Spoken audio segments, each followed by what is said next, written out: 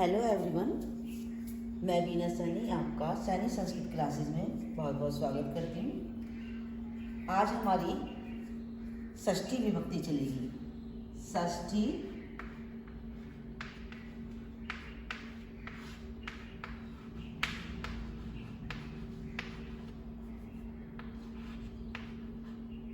षष्ठी विभक्ति संबंध कारक। संबंध कारक जिसके कारक चिन्ह होते हैं कारक चिन्ह है का, के, की, रा, रे, री। ठीक है, कारक चिन्ह कौन कौन से होते हैं? का, के, की, रा, री, रे। संबंध कारक है क्या? संबंध कारक जहां व्यक्ति या फिर किसी वस्तु का संबंध प्रकट हो। जैसे इंग्लिश में अपोस्ट्रोफी एस लगाते हैं, हम अपोस्ट्रोफी एस लगाते हैं, तो ये अपोस्ट्रोफी एस जो अर्थ देता है का, के, की, ये अर्थ देता है, उसी अर्थ को प्राप्त करने के लिए हम जो है षष्ठी विभक्ति का यूज करते हैं। जैसे राम दशरथ के पुत्र थे। राम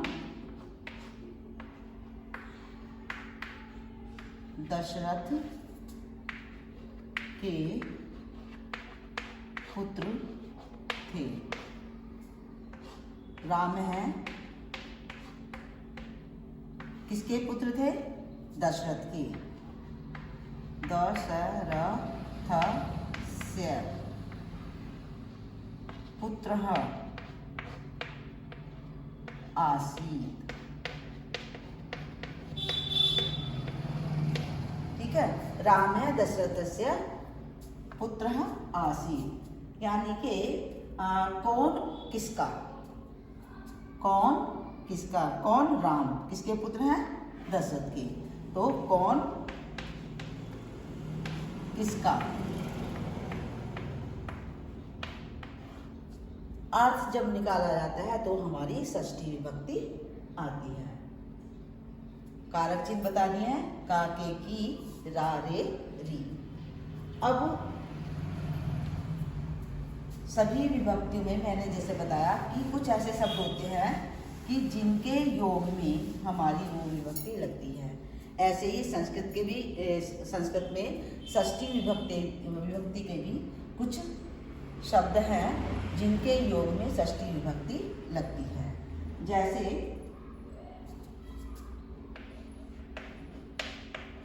ऊपरी, अधा, पुरः,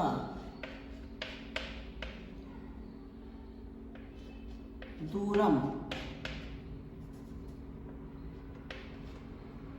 दूरम, अंतिम या समक्षम कर, जो कि बहुत सारे बोर्ड पर आएंगे भी। समक्षम, समीपम,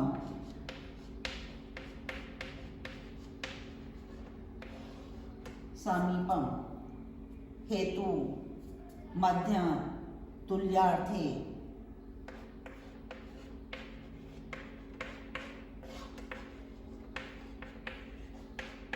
तुलना करने के योग में भी हमारी षष्ठी विभक्ति आती है। अब ऊपरी, मैंने पहला वर्ड लिया ऊपरी। ऊपरी में हम दे सकते हैं कि भवन के ऊपर पक्षी हैं। भवन के ऊपर, भवन के ऊपर पक्षी हैं। तो इसमें संस्कृत क्या बनेगी? किसके ऊपर है? किसके ऊपर है, क्या है? पक्षी। तो किसके ऊपर है, इसमें हमारी लगेगी षष्ठी विभक्ति। भवनस्य ऊपरी, ऊपरी खगा, बहुत सारे हैं, खगा संति।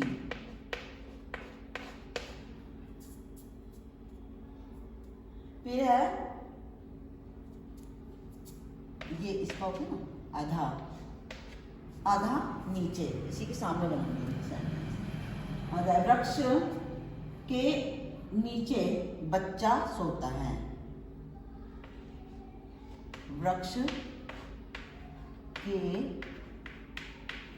नीचे बच्चा या बालक है, बालक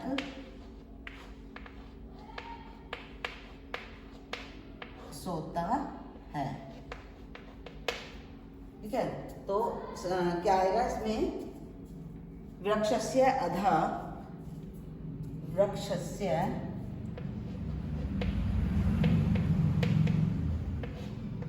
आधा नीचे बालक है,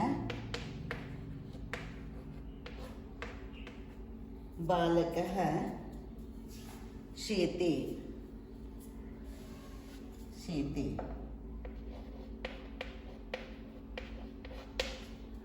ठीक है, फिर है पुरहा, पुरहा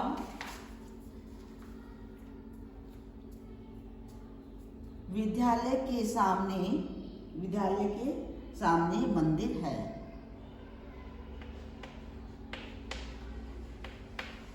विद्यालय के सामने मंदिर है, मंदिर है। तो विद्यालय के, विद्यालय से पुर है, पुर है मंदिरम,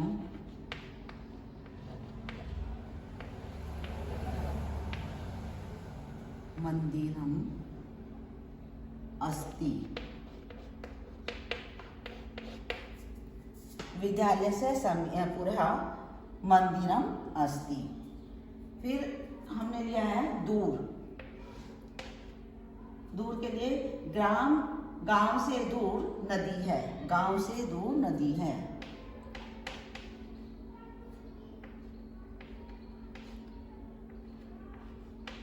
से दूर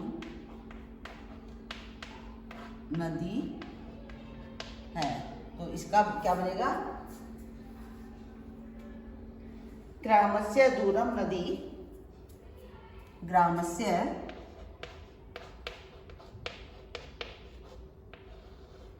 दूरम नदी अस्ति। नेक्स्ट है समक्षम, समक्षम अध्यापक के सामने शिष्य है, अध्यापक के सामने शिष्य है।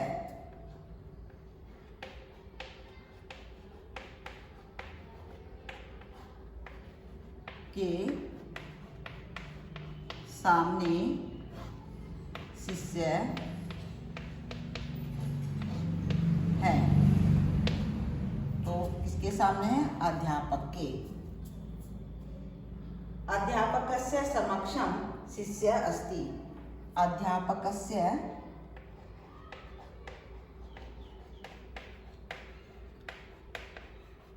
समक्षम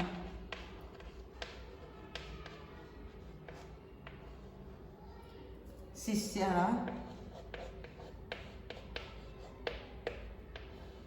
अस्ति।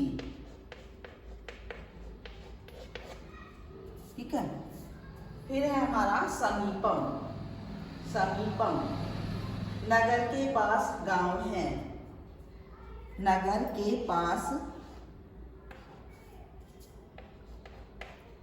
नगर के पास गांव है। किसके पास है? नगर के। नगरस्य समीपे, समीपम है ना, समीपम आएगा। समीपम, समीपम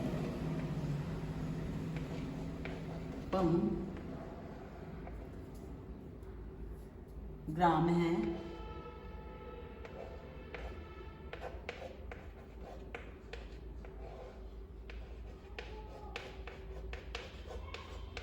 अस्ति। तुलना के योग में किसी की तुलना जब किसी से की जाती है तो वहां पर हमारा जो है षष्ठी विभक्ति आती है। जैसे सत्य के बराबर तप नहीं है, सत्य के बराबर तप नहीं है, तुलना के योग में। सत्य के बराबर तप नहीं, तो किसके बराबर? सत्य के।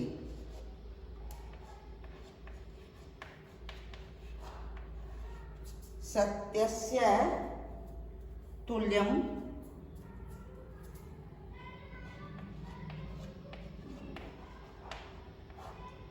तपः नास्ति, नहीं है।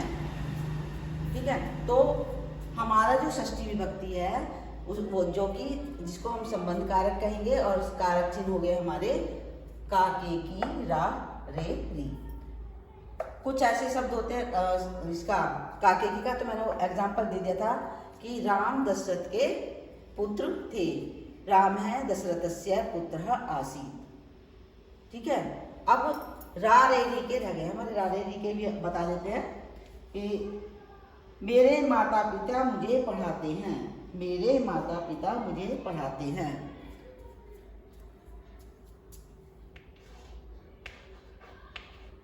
मेरे माता पिता मुझे पढ़ाते हैं।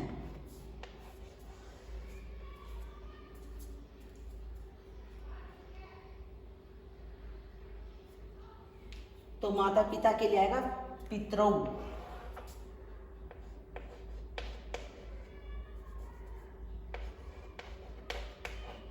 पितरौ में, मेरे, मेरे माता पिता। माम,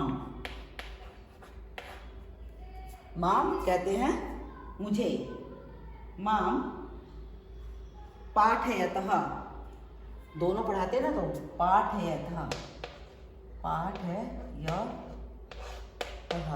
मेरे माता पिता मुझे पढ़ाते हैं। रे, मैंने कहा ना रे। एक एग्जाम्पल और दे देती हूँ। तुम्हारा मित्र कहाँ रहता है? तुम्हारा मित्र,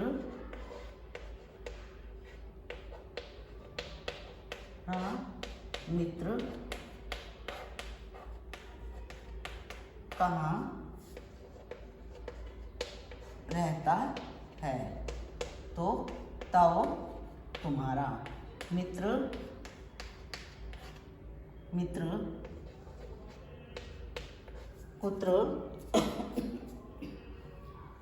कुत्र निवसति, कुत्र निवसति।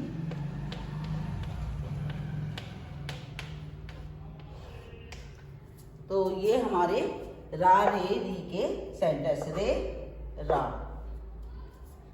ठीक है, काके का मैंने बता ही दिया। कुछ ऐसे शब्द जिनके यूज में या जिनके प्रयोग करने पर हमारी षष्ठी विभक्ति आती है।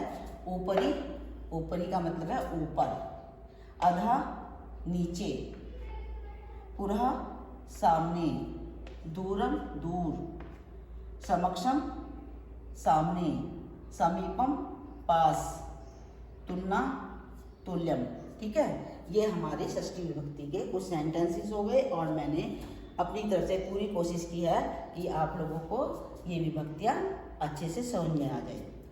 तो लेकिन इनको समझने के लिए मैं बार बार बता रही हूँ कि जब तक हम लकार यानी धातु रूप याद नहीं करेंगे, शब्द रूप याद नहीं करेंगे, तब तक हमें ये संज्ञा समझ में संज्ञा नहीं, विभक्तियाँ समझ में नहीं आएंगी। तो इनको समझने के लिए रूप याद कीजिए, धातु रूप और शब्द रूप, और जो नियम मैं बता रही हूँ उन नियमों को भी अच्छे से देखिए, समझिए। नहीं समझ में आ रहे हैं तो आप मुझे कमेंट बॉक्स में लिखिए, जिससे कि मैं और वीडियो जो है वो और भी अच्छे से बनाने की कोशिश करूँगी। थैंक यू मेरी इस वीडियो को देखने के लिए, और साथ ही इस वीडियो को लाइक भी कीजिए, शेयर भी कीजिए और प्लीज़ सब्सक्राइब भी कीजिए। Thank you.